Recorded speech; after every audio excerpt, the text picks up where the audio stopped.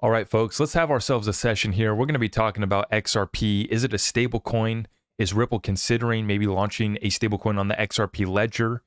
We're going to get into the conversation here, and I want to give a huge shout out to this community for remaining strong, remaining positive, and for sharing out this message far and wide. That's all I ask. Please just smash that thumbs up for me, share it out far and wide, and let's get rocking and rolling. Now, I share what Wheezy is feeling right here. I definitely feel Wheezy on this one.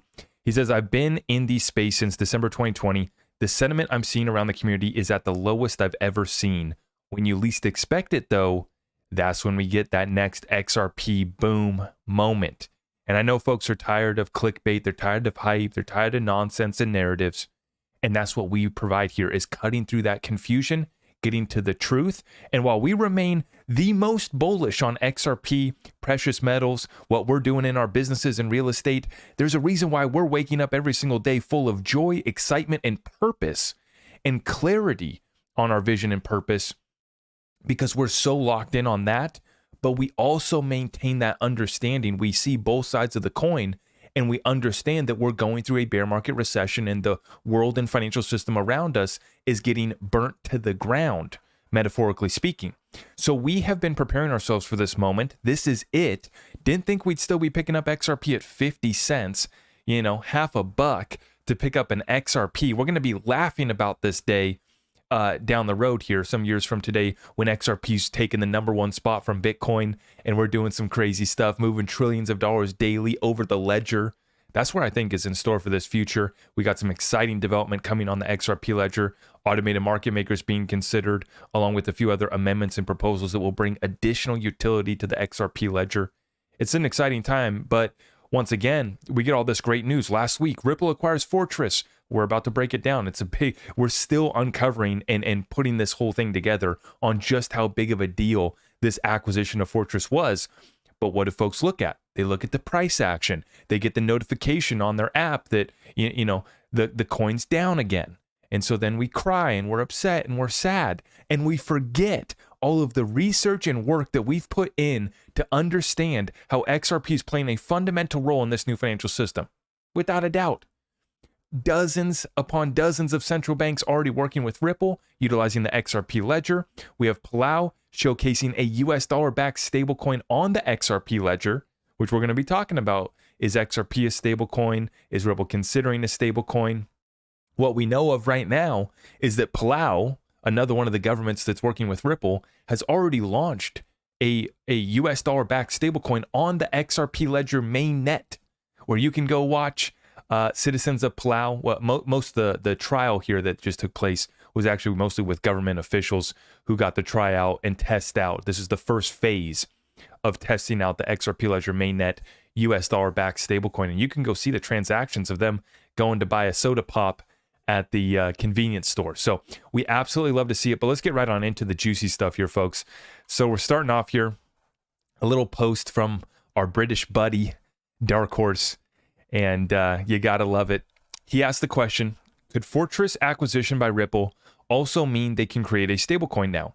Fortress is backed by BankProv. PayPal is backed by Synchrony Finance and can create a stablecoin. Does this give them the ability for a stablecoin? Well, that's a good question, Dark Horse, and let's answer right directly. Remember that XRP is a stable transaction coin. Is it a pure stablecoin? No. The price fluctuates. It's not pegged to anything. It's not backed by anything other than the utility that one gets for having an XRP token and using it for a transaction to move value. But when you look at XRP settling in 3 to 5 seconds, relatively speaking, that is a very stable transaction. In fact, a much more stable transaction than even using any fiat currency, any fiat currency stablecoin transaction cross borders, because we have that instant settlement, and you have almost nearly no exposure to the foreign currency exchange rates. It's just an instant transaction from one currency to the next with 3 to 5 seconds of exposure. That's very good. That's very stable. And so, is XRP a stablecoin? Not technically. Is it a stable transaction coin? 100%. And that's what you have to remember. Now, Wrath Economan chimes in down here and he says, I think so. If not create with attested backings, at least handle legally, i.e., bringing USDC on the XRP ledger. Now, that is what I think is coming next, and where this goes is that XRP is meant to be that transaction token for the XRP ledger, and it's going to allow you to move value using the best liquidity in the world. That's where this goes in the most simple terms, and your transaction over the XRP ledger will always be stable, will always be consistent, and you'll be able to determine how much it's going to cost you. You'll know. It'll have predictability to it every single time, no matter whether XRP is trading at 50 cents or 50,000, you're still going to have a stable transaction that's going to cost you next to nothing. That's the beauty of XRP. Now, as far as this acquisition here, this is a major deal, and this does open up some doors for Ripple and kind of completes their full encompassing strategy and suite of offerings for their partners. This really puts it all together, and in the words of Monica Long, the president of Ripple, basically turns Ripple into the one-stop shop solution for enterprises and institutions across the world. So Wrath Economy put together this thread. Why did Ripple buy Fortress Trust, and how is it different from Mataco? My hunch is it is more about consumers than on-demand liquidity. And maybe one other thing. We have a little thread, and he gives us the disclaimer that he's not in the industry, so there could be a lot wrong here. Please chime in if you know. Always appreciate Wrath of Conman for remaining humble, but also being one of the best researchers in the space. So, Mataco doesn't hold digital assets on its own behalf. Instead, they provide infrastructure allowing qualified custodians to hold digital assets for others. Fortress Trust is a qualified custodian, meaning they actually hold assets and are legally responsible for them. So we have a key difference right there in that Mataco does not hold the digital assets themselves, but Fortress Trust does. They are a qualified custodian.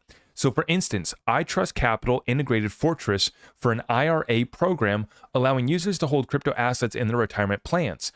You know, I actually covered this in the other update, and it looks to me, the numbers that I'm pulling is that they have 11 trillion in IRA holdings. I don't know if that's true. I got to go fact check that.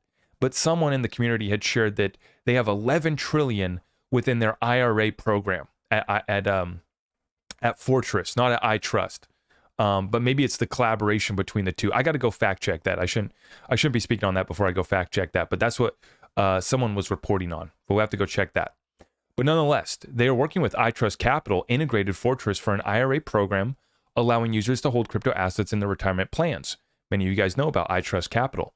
Holdings are highly regulated, segregated, and reconciled, and Fortress holds these assets for each account. This is very legitimate. Here are the services they offer. Note the crypto liquidity tile and how it describes crypto to fiat. This is real liquidity, not just volume sometimes mistakenly called liquidity. They connect the two, a gateway of sorts. Now, compare that with this description. Quote, Fortress Trust is known for its innovative approaches to integrating traditional finance services with blockchain tech, with its advanced solutions for crypto and fiat payment rails and on and off ramps. This is that last mile that Ripple talks about addressing so often. Now, the crypto and fiat payment rails. My hunch is Fortress can become a key link, helping Ripple bridge that final fiat gap more directly. That's that final last mile. No one needs to interact with these exchanges. Further, Fortress white labels their products, integrating them in other apps.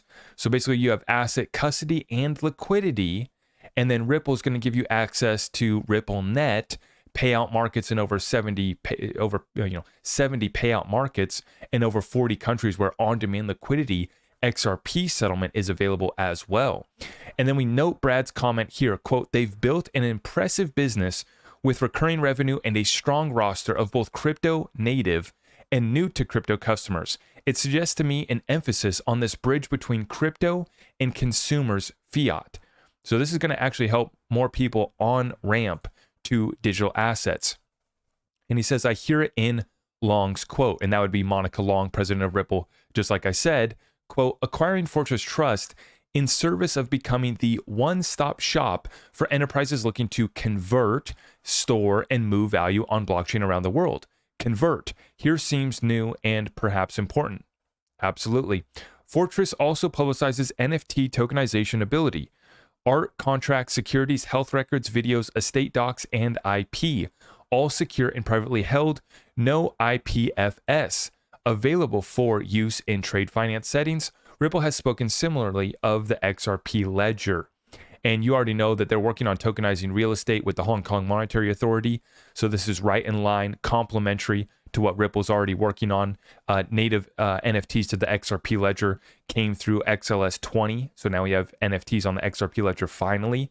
And right now we got memes, we got, the pictures of whatever on the XRP Ledger. This goes to somewhere more exciting where we're actually talking about the tokenization of all these financial health records, videos, estate docs, intellectual property, a lot more.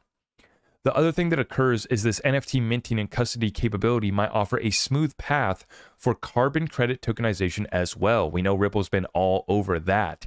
Carbon offsets versus cap and trade. There's billions in this carbon markets.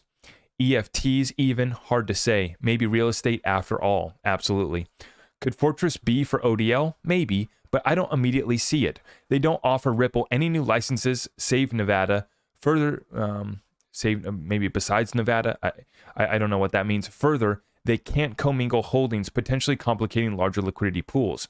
Would they hold a pool for Ripple? Why? Good questions. I suppose it could be useful where XRP declared as security, a trust for Ripple's on-demand liquidity transactions. XRP is not going to be declared as security though. I lack the financial experience to envision a solution in this though. I doubt Ripple would say anything with the case still processing, but nothing in the press screamed on-demand liquidity. So this really isn't about on-demand liquidity. His thesis is Fortress opens up more avenues to traditional finance for Ripple long-term. I think too the repetition of Web3 suggests courting consumer uses, something more hands-on with NFTs than on-demand liquidity. Speculation, just out here trying to read tea leaves. Cheers. And a huge shout out to Wrath Economan for putting together that thread. And I share the sentiment. What this does is it brings Ripple one step closer to that retail consumer client. We've always talked about Ripple being on the back end wholesale payments level. This allows them to get closer. They're still not touching the client, right, per se, but they get one step closer. And this is going to bring a whole new level of offerings to the whole suite of technology offerings and capabilities that Ripple brings to the table for their partners and clients. Now, to summarize, Wrath also put out this tweet. With Mataco and Fortress Trust, Ripple now owns properties that can build the infrastructure for exchanges, companies, wallets, and apps to connect to fiat rails, banks, trusts, retirement plans, etc., to tokenize real-world assets and hold them in safe, compliant ways. So not only can we move all the money, we can store all the money, and we can do it in a safe and compliant way. That is why we've been talking about Ripple preparing for all the money, why the XRP Ledger was built to handle all the money. Are we going to get all the money? No. And we don't need to move the needle in a dramatic way. And so another massive acquisition, like I said at the very beginning, the sentiment is down. People focus on price. But what you see right here is Ripple laying the infrastructure that takes us through the next decades out. This is a decades out plan that Ripple is successfully executing us right in front of us. And once again, we have an opportunity to acquire these suppressed assets while they're on sale. I'm not here to give you financial advice, but you already know what I've been doing. And you know that I am guilty of treating my XRP like a reserve currency. And at the same time, I'm also very excited for all the different, utilities, how we're going to be able to implement this within our own businesses. And it's a very exciting time. And I just keep stacking more of it. Very simply put. With that being said, you guys can go to my website, ZachRector.com, if you're looking to get in touch. By the way, we were running a special offer right now on the Patreon membership. I dropped 2 exclusive posts for the Patreon over the weekend. Make sure you guys go check that out. My most recent dire XRP community warning that I just put out was over the weekend. It was exclusive to the Patreon group. If you're looking to get access to that, along with our weekly call that we have every Saturday, you can do so by going to my website. It's linked up down below. And you sign up for Patreon. Right now, we're running a special offer where when you pay for your membership on the annual basis, you can save 13% on your membership fee. So if you're looking to take advantage of that, you can pay out for the whole year.